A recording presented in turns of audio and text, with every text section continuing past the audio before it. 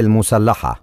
اجتمع اليوم المجلس الأعلى للقوات المسلحة لبحث وتحليل الأحداث الإرهابية التي وقعت أمس بشمال سيناء.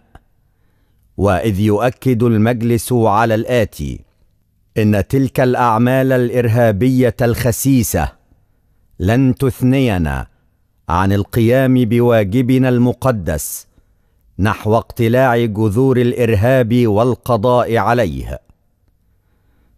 استمرار وتكثيف أعمال المداهمات والملاحقات لكافة عناصر الإرهاب والتطرف بسيناء وكافة ربوع البلاد بالتعاون مع عناصر الشرطة المدنية وبالدعم المطلق من جموع شعب مصر العظيم.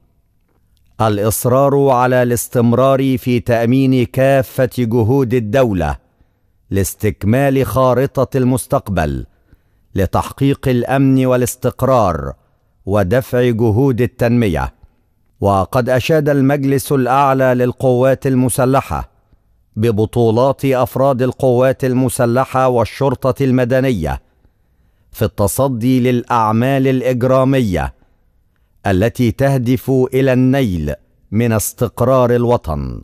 ويثمن المجلس مدى الوعي لدى الشعب المصري بما تبذله القوات المسلحة من جهود وتضحيات لمجابهة عناصر التطرف والإرهاب ذودا عن مقدرات شعب مصر العظيم.